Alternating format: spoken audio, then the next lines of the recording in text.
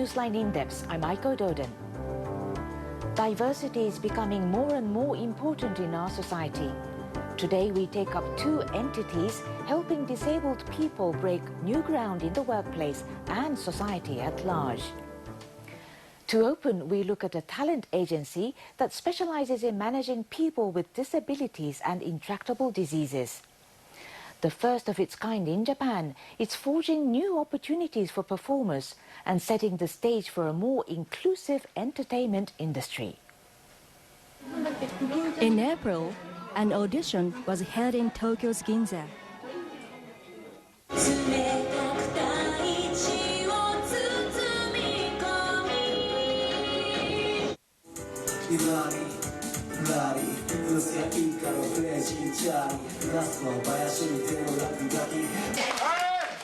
"36 finalists showed off their talents from singing to dancing.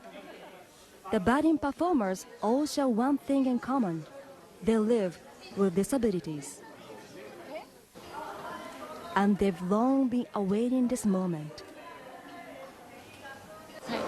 I'm now hoping to join the Tokyo Paralympics as a wheelchair fencing player, but I'd also like to be a model.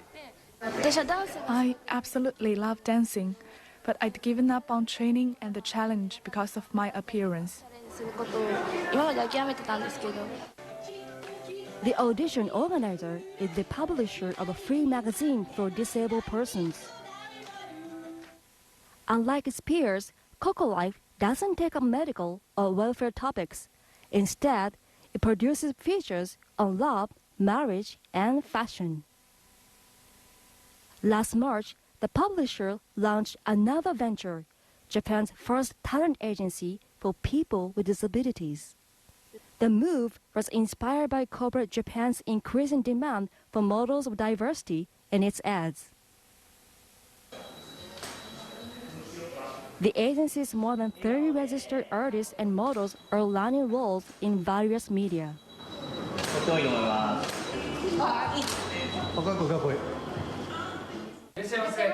This short film is about people with SMA, a muscular disorder. The leading actress, who also has SMA, is represented by the agency. Entertainment offers for disabled talent used to be niche, but now it is becoming more mainstream in society. We started this agency because we are convinced that a movement toward diversity is underway. The agency is pegging Akiko Tomida, selected in an audition last year, to be its next musical attraction. She's been playing taiko drums since she was little. As a child, she was diagnosed with an incurable eye disease. Even after 5 surgeries, she lost vision in her left eye. Now she uses an ocular prosthetic.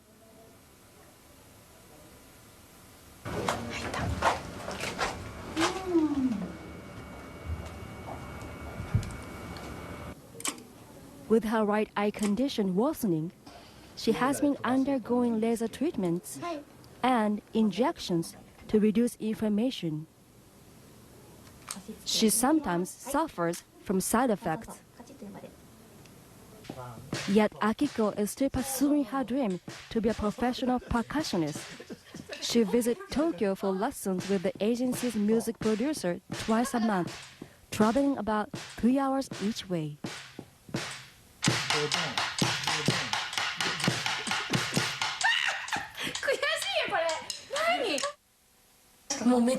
My life has changed 180 degrees since I joined this agency, and I discovered a new side of myself. I would like to train her and see her play like other professional musicians, regardless of her condition.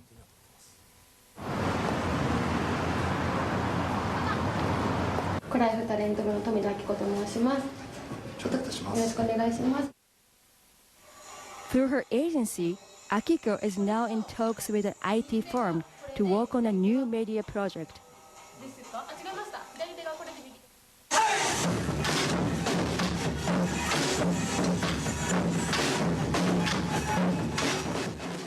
At the end of the April audition, the agency's artists held performances. Akiko played a taiko and snare drum set.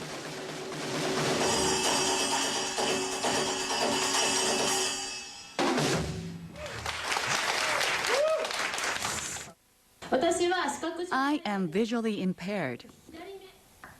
I lost my left eye last year, so I put in an artificial eye. I'll continue to perform at my best even if I lose my right eye.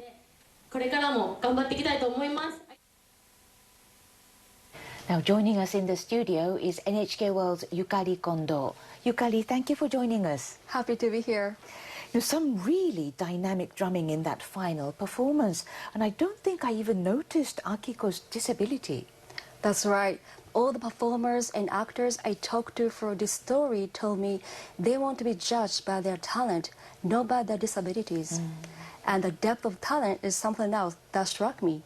The audition I covered at the agency was actually the second round. More than 200 people applied in the first audition, everybody from rap artists to deaf dancers. But you see, this is not a charity. So from that perspective, business point of view, can the agency and the artist make money?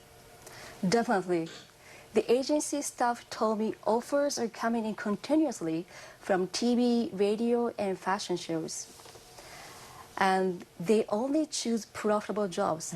And the performers are paid standard industry rates. Right now, the agency is focusing on building a brand for their talent. That's to ensure sustainable business to continue well after the Paralympics next year. But what impact is the agency having, not just in this entertainment industry, but in society as a whole? It's important work, Aiko. One of their agency staff gave me example of LGBT people. Now we see them on TV shows every day in Japan, but it took decades for that to happen. So, people at the agency hope their work can help do the same thing for people with disabilities, exposing their talents to the public on a regular basis, and in the process, creating a more inclusive society. Well, you spoke of Paralympics, and speaking of the Paralympics, the young person in our next story is hoping to be one of those hard at work at the Games. She's looking for her big break in the beauty business, an area of beauty where Japan leads the world, nail painting. The art of the nail takes practice and patience. 18-year-old Kumi Miyashita has been learning the skill for nearly half a year. She studies at Crossnail. The organization provides free employment support for people with disabilities who hope to work in the beauty industry. Doing nail art is so much fun. I think this is the place where I belong and where I can grow. Miyashita dreams of becoming a nail artist, but when she tried to enter school for the trade, she says it told her there would be nowhere for her to work after she graduated. So she decided not to go. But it didn't stop her from pursuing her dream. She practices on her friends anytime she can. Eventually, I would like to have my own nail salon and serve customers whether they have disabilities or not. She has another goal, to be part of the 2020 Tokyo Olympics and Paralympics. Crossnail wants to set up a booth at the Olympic Village. It wants to provide its services like it did at the triathlon event in Yokohama earlier this year. The idea has the support of Yukako Hata.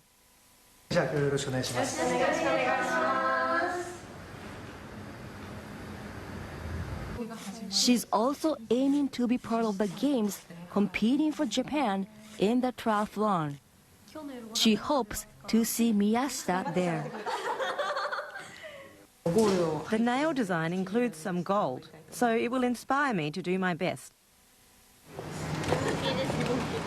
Crossnail still needs approval from the organizing committee and Olympic sponsors, but it's optimistic things will work out. In the meantime, Miyashita will do what she does best. I'd like to work hard and improve my skill so that I can participate and provide my services in the upcoming Olympics and Paralympics. So Yukari, once again, this is not just a short-term project. You said that the nail art school is optimistic about the future. Now, why is that? What are they planning? Any plans? Right, the school is applying to a Tokyo metropolitan government for a special certificate. If it gets that certificate, nail painting will be officially recognized as a job training activity for people with disabilities. That means they can establish a permanent school that offers comprehensive support for its students and build a sustainable business. So it can be turned into business. Right. But when you look at these the pictures we have in the studio, you realize why Japan is considered a world leader in the nail painting. This is the work of Naomi Yasuda, who has tinted the nails of Lady Gaga, among others, other stars, I understand. The artistry is really stunning. And is this what the students at the school are aiming for? That's right. They are shooting for like top-level skills and professionalism. So, once again, the people working at the school are not looking for like special treatment. This is a competitive industry, and they want to be recognized for their work, not their disabilities. And this is why taking part in the Paralympics is such a great opportunity for people like Kumi Miyashita. They can showcase their talents, and hopefully that will lead to big things in the future. So they're definitely aiming in for the future beyond the Paralympic Exactly. Games. Thank you, Yukari. Thank you so much. Well, that's it for today's Newsline In-Depth. Thank you for watching and see you again next time.